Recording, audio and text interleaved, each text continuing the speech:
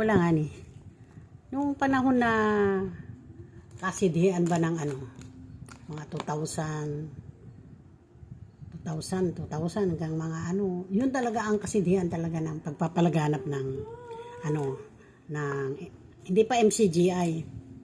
Wala pa sila talagang formal o talagang yung pinakapangalan kasi hindi naman nila makuha yung pangalan ng Suhay, Haligit Suhay. Kasi nga, tiwalag nga si si EFS. Doon siya nabautismuhan, pero tiwalag pala siya. Kasi yun ayon sa mga taga-Suhay. Kaya, hindi na siya talagang official na na miyembro doon. Kahit na anong tangka, hindi talaga nakuha.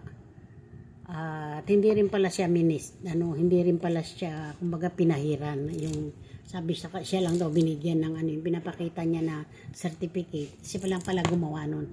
Pero hindi naman pala pinirmahan yun ni Bes. Ni Perez. At ang meron lang daw siya servant. Pare-pareho sila mga worker.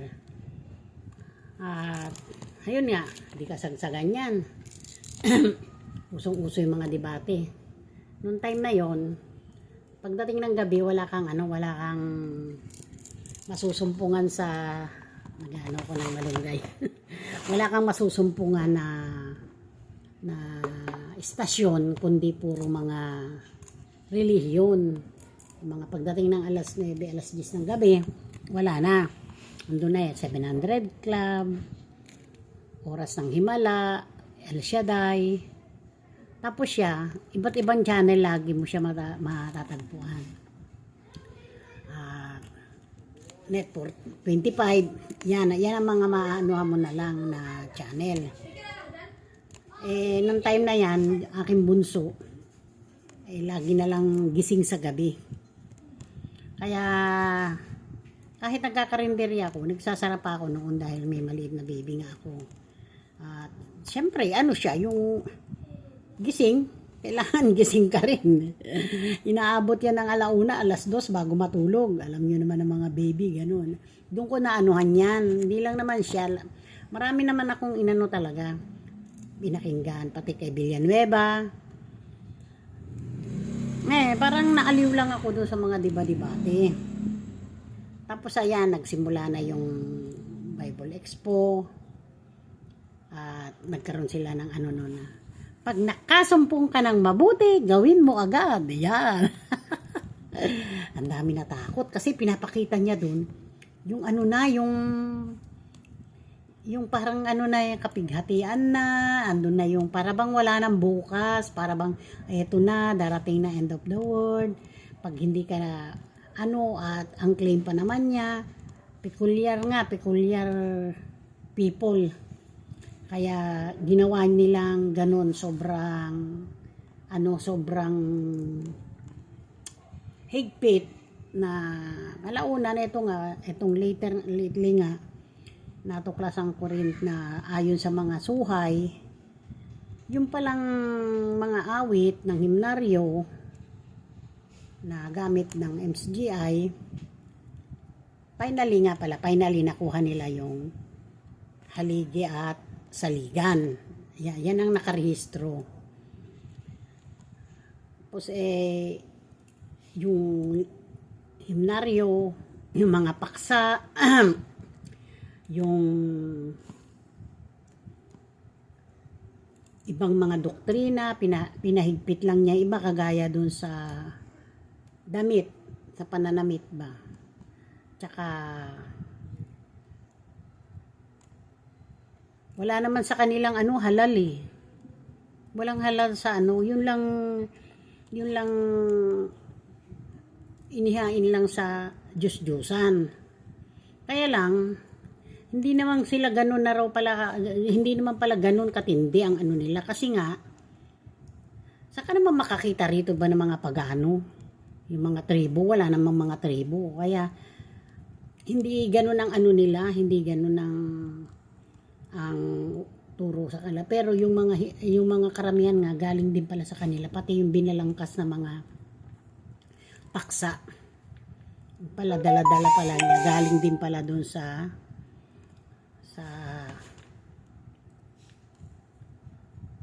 haligi at suhay. Yun. Ngayon, naanuhan ko na habang lumalalim ang pananaliksik ko, ang dami kong natutuklasan. Ang dami kong nawa. Bakit ba kasi hindi ko ginawa yung noon pa bago ko umanid dyan? Ay sana inano ko na siya, yung siniyasat ko na yung karakter niya noon. Bakit maraming naloko, nadala? Kasi that time, hindi pa ganun ka open ng ano, hindi pa ganyan ka ano ang social media. 'Di ba? Wala pa eh. Parang nagkaroon ako ng cellphone. Ano na eh, 3210. Hindi, ano na eh, mga siguro, mga 2000 ano na. Kasi noon ang ano namin, CD pa eh. CD pa ang gamit namin noon. Magamit pa kami ng player. Wala pang satellite. Pagka yung pagkakatipon, CD pa ang gamit.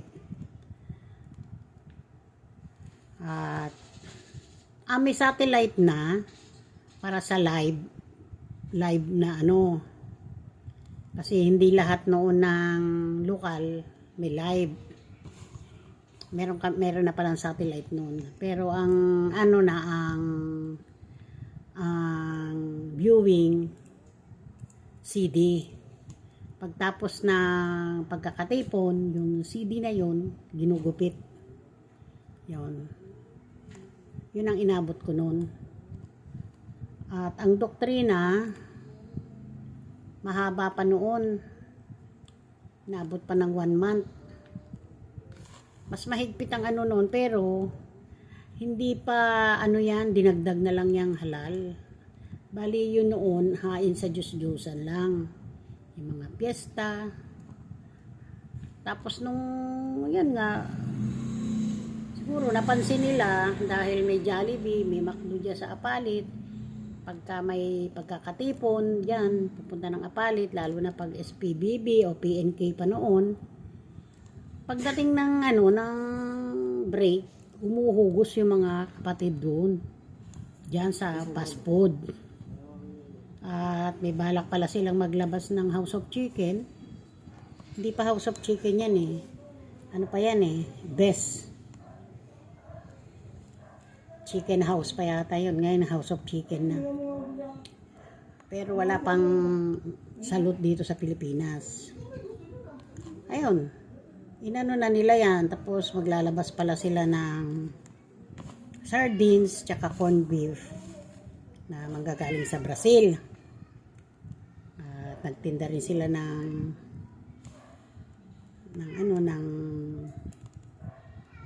yung mga pati mga toyo, patis, ganyan. Kasi doon sa toyo, patis, meron ding nakalagay kasing halal. Ito naman kasing ibang nagagawa ng ano, bakit nilalagyan nila ng halal? Hindi pala alam yun ng mga certifier ng halal na nilalagyan. Meron daw sila talagang halal din na toyo suka, pero ano, yung sa kanila talaga, kasi gamit nila pala talaga sa kanilang ano, mga restaurant. Yun, sa kanilang mga pagluluto, parang ano na nila, exclusive sa kanila. Kasi napakaganda ng ibig sabihin ng halal eh.